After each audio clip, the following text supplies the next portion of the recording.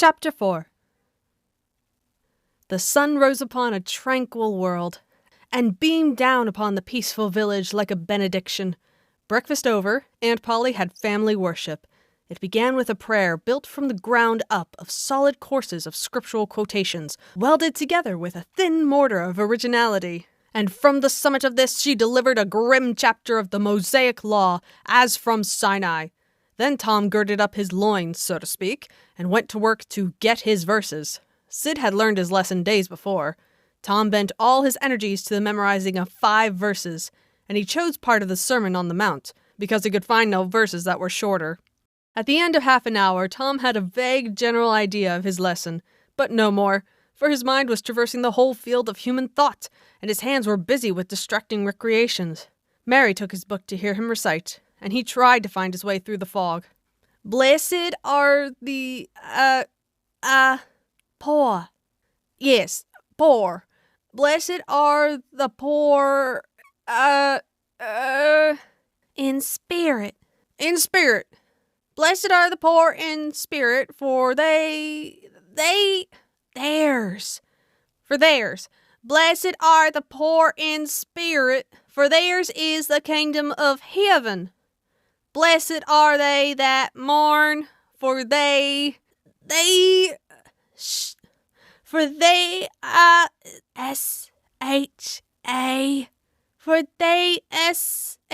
don't know what it is. Shall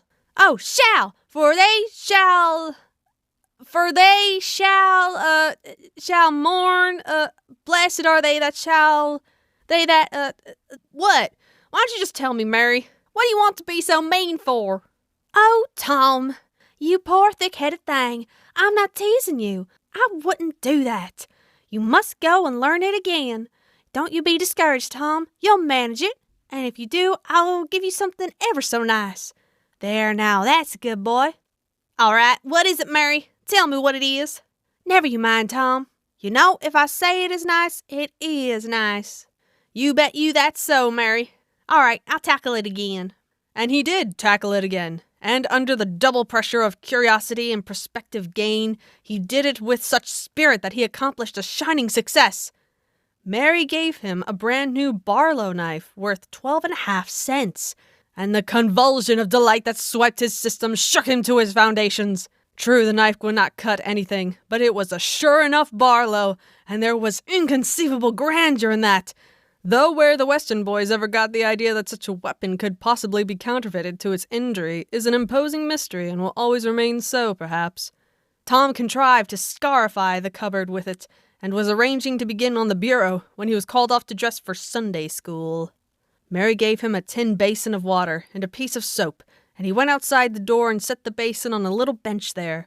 Then he dipped the soap in the water and laid it down, turned up his sleeves, poured out the water on the ground gently, and then entered the kitchen and began to wipe his face diligently on the towel behind the door.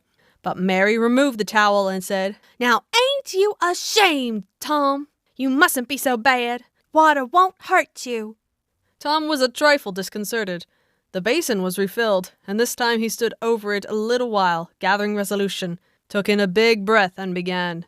When he entered the kitchen presently, with both eyes shut and groping for the towel with his hands, an honorable testimony of suds and water was dripping from his face. But when he emerged from the towel, he was not yet satisfactory, for the clean territory stopped short at his chin and his jaw like a mask. Below and beyond this line there was a dark expanse of unirrigated soil that spread downward, in front and backward around his neck. Mary took him in hand, and when she was done with him, he was a man and a brother, without distinction of color. And his saturated hair was neatly brushed, and its short curls wrought into a dainty and symmetrical general effect. He privately smoothed out the curls with labor and difficulty, and plastered his hair close down to his head, for he held curls to be effeminate, and his own filled his life with bitterness. Then Mary got out a suit of his clothing that had been used only on Sundays during 2 years. They were simply called the other clothes, and so by that we know the size of his wardrobe. The girl put him to rights after he had dressed himself. She buttoned his neat roundabout up to his chin, turned his vast shirt collar down over his shoulders, brushed him off and crowned him with his speckled straw hat. He now looked exceedingly improved and uncomfortable. He was fully as uncomfortable as he looked, for there was a restraint about whole clothes and cleanliness that galled him. He hoped that Mary would forget his shoes, but the hope was blighted. She coated them thoroughly with tallow, as was the custom, and brought them out. He lost his temper and said he was always being made to do everything he didn't want to do. But Mary said persuasively, "Please, Tom. That's a good boy." So he got into the shoes, snarling. Mary was soon ready, and the three children set out for Sunday school, a place that Tom hated with his whole heart, but Sid and Mary were fond of it. Sabbath school hours were from 9 to 10:30, and then church service. 2 of the children always remained for the sermon voluntarily, and the others always remained too, for stronger reasons. The church's high-backed, uncushioned pews would seat about 300 persons. The edifice was but a small, plain affair, with a sort of pine-board tree box on top of it for a steeple. At the door, Tom dropped back a step and accosted a Sunday-dressed comrade. "Say, Billy, got a yaller ticket?" "Yes." "What'll you take for her?" "What'll you give?" "Piece of licorice and a fish hook." "Let's see 'em." Tom exhibited. They were satisfactory, and the property changed hands. Then Tom traded a couple white alleys for 3 red tickets, and some small trifle or other for a couple of blue ones. He waylaid other boys as they came, and went on buying tickets of various colors 10 or 15 minutes longer. He entered the church now with a swarm of clean and noisy boys and girls, proceeded to his seat, and started a quarrel with the first boy that came handy. The teacher, a grave elderly man, interfered, then turned his back a moment, and Tom pulled a boy's hair in the next bench, and was absorbed in his book when the boy turned around, stuck a pin in another boy presently, in order to hear him say, "Ouch!" and got a new reprimand from his teacher. Tom's whole class were of a pattern, restless, noisy, and troublesome. When they came to recite their lessons, not one of them knew his verses perfectly, but had to be prompted all along. However, they worried through, and each got his reward, in small blue tickets, each with a passage of scripture on it. Each blue ticket was pay for 2 verses of the recitation. 10 blue tickets equaled a red one, and could be exchanged for it. 10 red tickets equaled a yellow one. For 10 yellow tickets, the superintendent gave a very plainly bound Bible, worth 40 cents in those easy times, to the pupil. How many of my readers would have the industry and application to memorize 2,000 verses, even for a Dore Bible? And yet Mary had acquired 2 Bibles in this way. It was the patient work of 2 years, and a boy of German parentage had won 4 or 5. He once recited 3,000 verses without stopping, but the strain upon his mental faculties was too great, and he was little better than an idiot from that day forth. A grievous misfortune for the school, for on great occasions before company, the superintendent, as Tom expressed it, had always made this boy come out and spread himself. Only the older pupils managed to keep their tickets and stick to their tedious work long enough to get a Bible, and so the delivery of one of these prizes was a rare and noteworthy circumstance. The successful pupil was so great and conspicuous for that day that on the spot every scholar's heart was fired with a fresh ambition that often lasted a couple of weeks. It is possible that Tom's mental stomach had never really hungered for one of those prizes, but unquestionably his entire being had for many a day longed for the glory and the éclat that came with it. In due course, the superintendent stood up in front of the pulpit, with a closed hymn book in his hand and his forefinger inserted between its leaves, and commanded attention. When a Sunday school superintendent makes his customary little speech, a hymn book in the hand is as necessary as is the inevitable sheet of music in the hand of a singer who stands forward on the platform and sings a solo at a concert, though why is a mystery, for neither the hymn book nor the sheet of music is ever referred to by the sufferer. This superintendent was a slim creature of 35, with a sandy goatee and short sandy hair. He wore a stiff standing collar, whose upper edges almost reached his ears, and whose sharp points curved forward abreast the corners of his mouth, a fence that compelled a straight look out ahead, and a turning of the whole body when a side view was required. His chin was propped up on a spreading cravat, which was as broad and as long as a banknote, and had fringed ends. His boot-toes were turned sharply up in the fashion of the day, like sleigh runners, an effect patiently and laboriously produced by the young men sitting with their toes pressed against the wall for hours together. Mr. Walters was very earnest of mien, and very sincere and honest at heart, and he held sacred things and places in such reverence, and so separated them from worldly matters that unconsciously to himself his Sunday school voice had acquired a peculiar intonation which was wholly absent on weekdays. He began after this fashion. "Now, children, I want you all to sit up just as straight and pretty as you can and give me all your attention for a minute or two. There, that is it. That is the way good little boys and girls should do. I see one little girl who is looking out of the window. I'm afraid she thinks I'm out there somewhere. Perhaps up in one of the trees making a speech to the little birds." Insert applausive titter. "I want to tell you how good it makes me feel to see so many bright, clean little faces assembled in a place like this, learning to do right and be good." And so forth and so on. It is not necessary to set down the rest of the oration. It was of a pattern which does not vary, and so it is familiar to us all. The latter third of the speech was marred by the resumption of fights and other recreations among certain of the bad boys, and by fidgetings and whisperings that extended far and wide, washing even to the bases of isolated and incorruptible rocks like Sid and Mary. But now every sound ceased suddenly, with the subsidence of Mr. Walters's voice, and the conclusion of the speech was received with a burst of silent gratitude.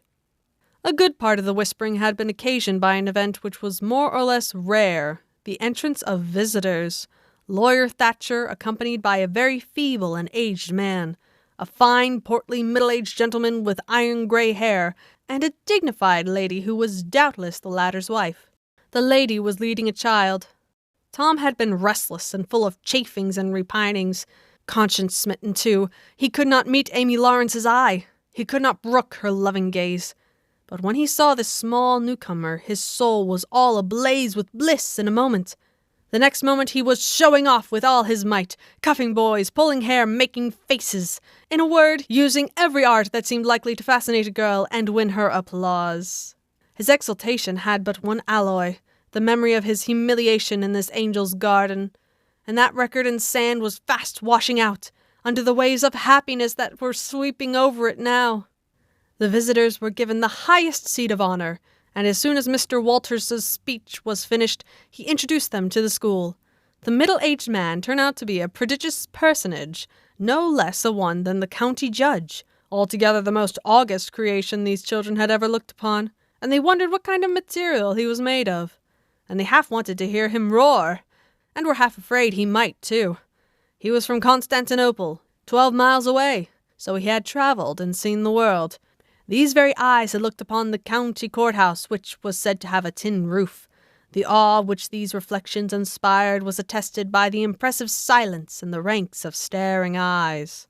This was the great Judge Thatcher, brother of their own lawyer. Jeff Thatcher immediately went forward to be familiar with the great man, and be envied by the school. It would have been music to his soul to hear the whisperings. "Look at him, Jim. He's going up there. Say, look!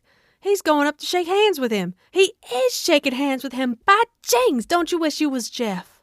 Mr. Walters fell to showing off, with all sorts of official bustlings and activities, giving orders, delivering judgments, discharging directions here, there, everywhere that he could find a target. The librarian showed off, running hither and thither with his arms full of books, and making a deal of the splutter and fuss that insect authority delights in. The young lady teacher showed off, bending sweetly over pupils that were lately being boxed, lifting pretty warning fingers at bad little boys, and patting good ones lovingly. The young gentleman teachers showed off with small scoldings and other little displays of authority and fine attention to discipline. And most of the teachers of both sexes found business up at the library by the pulpit, and it was business that frequently had to be done over again, 2 or 3 times, with much seeming vexation. The little girls showed off in various ways, and the little boys showed off with such diligence that the air was thick with paper wads and the murmur of scufflings. And above it all, the great man sat and beamed with a majestic judicial smile upon all the house, and warmed himself in the sun of his own grandeur, for he was showing off too. There was only one thing wanting to make Mr. Walters's ecstasy complete, and that was a chance to deliver a Bible prize and exhibit a prodigy. Several pupils had a few yellow tickets, but none had enough. He had been around among the star pupils, inquiring. He would have given worlds now to have that German lad back again with a sound mind. And now, at this moment, when hope was dead, Tom Sawyer came forward with 9 yellow tickets, 9 red tickets, and 10 blue ones, and demanded a Bible. This was a thunderbolt out of a clear sky. Walters was not expecting an application from this source for the next 10 years. But there was no getting around it. Here were the certified checks, and they were good for the face. Tom was therefore elevated to a place with the judge and the other elect, and the great news was announced from headquarters. It was the most stunning surprise of the decade, and so profound was the sensation that it lifted the new hero up to the judicial one's altitude, and the school had 2 marvels to gaze upon in place of 1.